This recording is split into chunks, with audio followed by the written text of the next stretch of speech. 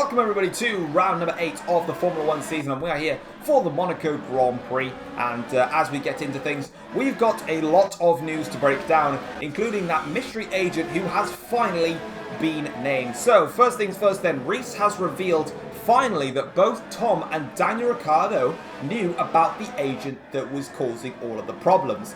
Restarting all the way from the start of this story, Verstappen and Lando Norris were basically scammed by this mystery agent. Verstappen lost a drive in Formula 1 and Lando Norris was put into a team which was all the way at the back and was never even going to be in Formula 1 in the first place, so had to just stick with Williams. That completely messed them about, and of course, well, they now have to find a new agent and also hope that they can get good drives next season for Verstappen's case, get into Formula 1. Now, Reese was then going to go ahead and try and get himself into Formula 1 and was going to go ahead and pick this agent to be in Formula 1. However, it's now been confirmed that both Daniel Ricciardo and Tom came together and spoke to Reese and persuaded Reese to go and leave this agent. Don't even bother signing with him, pick a new agent, find someone else. They gave him some options and told him to stay far, far away from this agent. Reese formally agreed with this and picked a different agent. Obviously, he's now comfortable in Mercedes-Benz. Now, this is where it gets very, very interesting and where everything starts to fall into place. Tom and Ricciardo have stated that the man in question was part of the initial Ferrari scam back a couple of years ago. Now, going towards this Ferrari scam, Tom and Verstappen were driving for Ferrari and it looked like everything was going to be normal. Sebastian Vettel then left Ferrari the first time around and Tom took his place. Vettel said that Tom had made the wrong choice as Ferrari's hierarchy was completely corrupt, and it turns out that was the case. There was a secret law within the contract which wasn't stated on paper but was stated via hierarchy scamming that they'd done in the past, that Max Verstappen was to be the #1 driver at Ferrari. If anybody beat Verstappen, they're out, they're gone. The purpose was Verstappen is to win a world championship, the other person that's in Formula 1 is to be the guinea pig, gets no form of rights, and just basically just drive the car around in hopes that Verstappen wins. Obviously, did anyone tell Tom at the time? No. So they obviously sacked him at the perfect opportunity at the Canadian Grand Prix when he crashed out. Tom was then dropped and put into Mercedes-Benz after Mercedes decided to get him into the team. Ricciardo was then signed to go to Ferrari, but Ricciardo lost all form of happiness at the time. It was confirmed that Daniel Ricciardo was playing football outside with Mercedes during rain-hit session, in which a bit of the Ferrari front wing was damaged after he kicked the ball. All seemed fine. However, this agent then came along and said, you must join Ferrari or we will take legal action against you. You have no other alternative. Daniel literally felt like he had no alternative, joined Ferrari and still started beating Verstappen in some races and then quickly left. Ferrari then resolved the entire hierarchy system and decided to sack all of the key members of staff that were involved in this corrupt scandal with the team. However, then this agent decided, well, if I'm not going to be able to do anything and corrupt the team, why don't I just corrupt the drivers individually and just become an agent? That's exactly what he did. He just became an agent. The man in question is named as Marcus Jones. Marcus Jones was part of the Ferrari's corrupt leadership, and then as he got sacked, he became the private agent. He hired Max Verstappen, he hired Lando Norris, was going to hire Reese, but Tom and Ricciardo saw that coming after they realised and recognised his name and told him to stay away. Tom and Ricciardo have said that they had no idea that Max Verstappen and Lando Norris were signed with these agents. If they did, they would have told him to stay away. Finally, we now know what's going on with this agent, but obviously the story's not done yet. Obviously, we need to find out what's going to happen with Marcus Jones and see if we can try and unravel as much more as we can from this scenario. Now, moving on into the race news for the Monaco Grand Prix, we can confirm that McLaren's chassis and aero upgrades have arrived for the Monaco Grand Prix, but the PU parts have been delayed again. Flashback to the French Grand Prix last time around, McLaren were meant to have a massive upgrade on their car. It didn't turn up. It was all because the PU parts were delayed, and they wanted to bring the whole package together. Here at Monaco, the PU package once again had issues, and McLaren decided to stuff it. This is not a power circuit. Let's just get the chassis and aero upgrades on. If the PU sucks, the PU sucks, and we can work with that coming into the next race in Germany.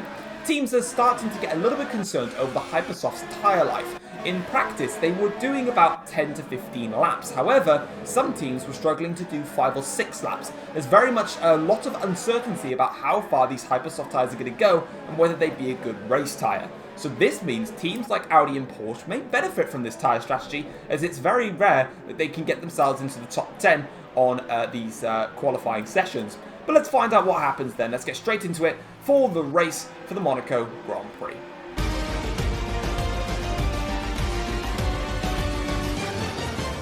Yo, what's going on, guys? It is Foxy98 here, and welcome back to a brand new episode of the F1 journey for you guys today here on the channel. Today we are here for round number 8, which is the Monaco Grand Prix. Monaco makes a return to the F1 journey calendar, as it has not been on the calendar, I think, for the previous 2 seasons. I think it was only in season 1, if I can remember off the top of my head, or season, yeah, it was season 1, I think it was. And it hasn't been back since, but it is back now, and we're here then to see if we can try and conquer the streets of Monaco. And as we come across the line for our first lap again, it's just our banker lap. I wasn't really going absolutely all out for it, and there was quite a few mistakes in there as well. Head on to my second lap then. That's either about 6 or 8 tenths up there in the overall lap time, and we cross the line to go over to P3, which really does improve my position. We set the fastest and final sector in the process.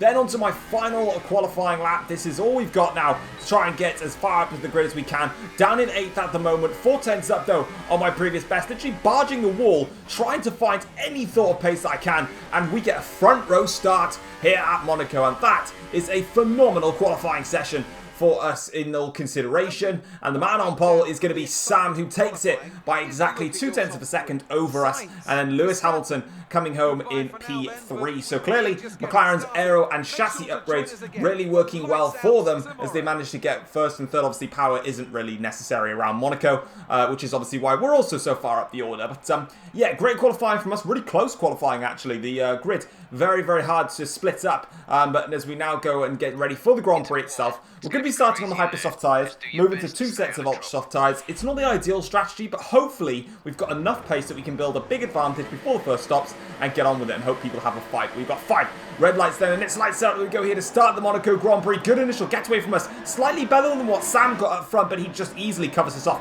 in towards the first corner, and Sam takes on to the lead then, as we now just try and go as our own business here up the hill now. Hamilton starting to stalk us a little bit here, as my teammate Vettel has made up a few places off the start, as Reece now and Alonso go side by side in the Ferrari and the Mercedes. Alonso takes the inside line low in towards Casino Square, and down in towards Mirabeau we go now. It is Fernando Alonso still in front of Reece, just about. I think Reece will back off in the end. He does so. Reece backs off there and doesn't really put up much of a fight. As you can see, we are now trying to settle ourselves in. Into second place, Sam, already building a very nice advantage out front in the early phases, really bolting on with it here. As for us though, Hamilton has got a great run through the tunnel section here, now towards the Nouvelle Chicane. Hamilton might go for it towards the inside. I cover off the inside line, and then I just basically make my car as large as possible. I felt a bit of a bump at the back there from Hamilton, it might have been, but on lap 6 of the Grand Prix now, Hamilton's going to come back at us again now as we go in towards the chicane this time around. Going through, Hamilton sticks it side by side, taking a very slow and long route around here, really costing us some time here as we now go through in towards Tabac. Hamilton side by side, and we just about hold on from Lewis Hamilton, but you can see on the mini-map, Sam's already going through Rascasse. He's absolutely flown away, 7.1 seconds clear. He was only about 4 seconds clear until me and Hamilton started scrapping, and all of a sudden we lost about 3 seconds in all of that, and I decided enough's enough, I've got to pit. And this, from here on onwards, was the ultimate mistake of even bothering picking Hypersoft tyres. It was not the best idea, and we're also going to get held in the pits by one of the Renaults, which then dominoes into one of the Mercedes, which then dominoes into another Ferrari, and it means that we've now been jumped by both Reece and Charles Leclerc in this race. And yeah, this race has just gone backwards very, very quickly for us, and now we have a lot of work to do. And yeah, this is when I realised that don't use Hypersofts around Monaco. I couldn't remember. I thought, you know, they were decent for tyre wear. And then I realised halfway through, I was like, oh wait, this is lap 6 that we have to come in. So all of a sudden now, we're going through Mirabeau, and the leaders are about to enter the Nouvelle Chicane. So we have a lot of time to make up now. Speaking of making up some time, we go down the inside of not only Charles Leclerc, but also Daniel Ricciardo, and get 2 cars that jumped us in the pits, I believe, unless Ricciardo never actually stopped. But we get 2 of them, and beautiful stuff. Now Ricciardo's going to have a go at us back into the tunnel section. He's got more straight line speed. Obviously, we put max downforce on the car. Ricciardo goes for it at the inside. We brake just a little bit later than Daniel Ricciardo and go through the chicane. Reece now just up ahead in P15, but you can see we have an almighty gap to close down as we now go in towards Mirabeau once again here, and Reece just doing very well to position his car, but as per usual, I'm going down the inside, and the hairpin, my new favourite overtaking spot. Very, very simple to do it there. Reece just taps the wall ever so slightly, and we can make our way through. Next up is my teammate Sebastian Vettel, as again, the Audi car, I think it is, going through Tabac, and we're not even going through the tunnel yet. This is not going well, as we now cut to lap 10 of the Grand Prix,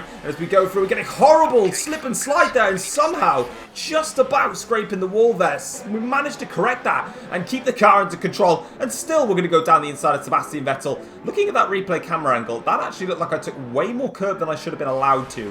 When I was just driving and just making the overtake and just trying not to crash us both in the hairpin. That might have been a tad illegal, but it's my teammates, so who cares? As we now go through in towards the next part of the chicane, bump the wall ever so slightly, really just taking my chances here, and we go down the inside into Rascasse on Fernando Alonso. We're up into 13th place now, making some great progress through the field, but crucially, we're just not doing enough. They're going through Mirabeau at the moment, or about to enter Mirabeau. In fact, let's have a look. So the race leader now goes through Mirabeau, and we're going through turn 1, so they're a full sector clear. And it's really not looking good for us. We're just stuck in the traffic and we just can't make the progress that we needed to. And really, we've made the wrong strategy call. It's already clear to see. One stop we should have done. But obviously, I didn't realise the Hypersoft tyres lasted for 2 seconds around here. Now we're onto the back of Nico Hülkenberg. And obviously, we're just doing what we can now to try and salvage anything from this race. And Hülkenberg just goes a little bit wide. I think I tapped in there. I'm really just taking liberties around Monaco right now, but it's Monaco. If you can't make an overtake around Monaco, at least do something to try. Because one of the Renault cars is retired from the Grand Prix. Don't know who it is, and he is obviously out of things as we now go back on board with ourselves here. Hamilton makes a slight little lock up there to cost himself a bit of time, and now in towards Rascasse. We go down the inside. Lovely little overtake there from ourselves against Lewis Hamilton, and that is us done and dusted. And Lando Norris next up to try and fight. As you can see now, we've got Lando Norris to deal with in front of us with the DRS, though obviously, like I said, I put so much downforce on the car, it's kind of completely pointless for me to even try and attack Norris with DRS, because he'd still be quicker in a straight line as we now go up the hill here. Lewis Hamilton might have a good opportunity. He goes for it up the inside now, and it doesn't work out for him on that occasion. In towards Massenet, in towards Casino Square, though we go down the inside of Lando Norris and put ourselves out of threat from Lewis Hamilton, who really wanted to go for it then. He just carried so much more speed compared to what we did, and all of a sudden you can see that we're in P10 and we're 5.7 seconds now behind my next racing driver to overtake. Oh god, right, as Lewis Hamilton then is going to go down the inside here on Lando Norris and gain that place. It took him a full lap though, in fairness, so he's got a lot more catching up to do now versus myself. Lap 17 of the Grand Prix, we've caught up to Gasly and we've caught up to Nick De Vries, but it's still just not working out for us. We are closing up to the leaders, but at this stage of the race, we should be in front of the top drivers now. We should be in front of the Audis, we should be in front of the Porsches, we should have overtaken them all now, or if not, be about 1 or 2 seconds behind them. But we're not. We're about 10-20 seconds behind them. Meaning, we've not made this work out at all. It was the wrong call. And as we go down onto the straight now, Gasly did try and get in front of us, and it didn't pay off. And here's what I mean by hits gone wrong. Nico Rosberg comes out of the pits after his first stop of the Grand Prix, his only stop of the Grand Prix. We go side by side now and up the hill. Rosberg's going to have more power in the Porsche, and he flies on through, and that's him in front of us and in a net position, and I still have to make another pit stop yet. So yeah, this race has gone horribly, horribly wrong. We're down in 7th place now as we now make our way through the chicane here. And you can see Nico just in front of us. And I decided enough is enough. I wasn't meant to pit till about lap 20, 21. And I decided, let's just get into the pits now. We're only going to be slower as these guys come out. And let's just get a fresh set of ultra soft tyres on. Hope that no one's behind me that can hold me up while I'm in the pit lane. And just see what I can do. See if I can try and gain anything. For what really has been a complete and utter meltdown of a mistake, really, to do what we've done. But we've done it, we can't change it, let's get on with it, and let's try and salvage what we can from the race. So we've got a lot of cars now flying on through, the Mercedeses, the Ferraris, they've all been caught out. Literally everyone has been caught out. The only man that I think hasn't been caught out is Sam. He currently leads the Grand Prix. He's got much, much better race pace overall, and is able to actually push this hard. So it's clear that the McLaren is still a very, very competitive car. So he will obviously pit and rejoin out. So Sam is probably going to be the man that's going to get the best position out of all of this. Then it's going to be a fight between me or Lewis Hamilton to see who gets the better result out of the top drivers there as I go into the back of Nick De Vries.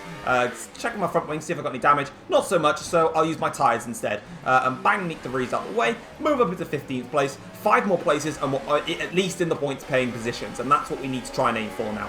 Next up then is going to be Carlos Sainz in the Ford, so we're going to have a little look, see if we can try and go around the outside. Not going to work through there, not going to work either into Casino Square, so now we're going to set ourselves up for an attacking towards Mirabeau, and that's exactly what we're going to do. Go down the inside, make the move stick, and now we're up into 14th place, or 13th, or 12th, don't even know at this rate. And then we're going to go down the inside of George Russell as well into the hairpin, because you know what I said, I love the hairpin, it's fun, and it's easy to make an overtake there. Bye, George.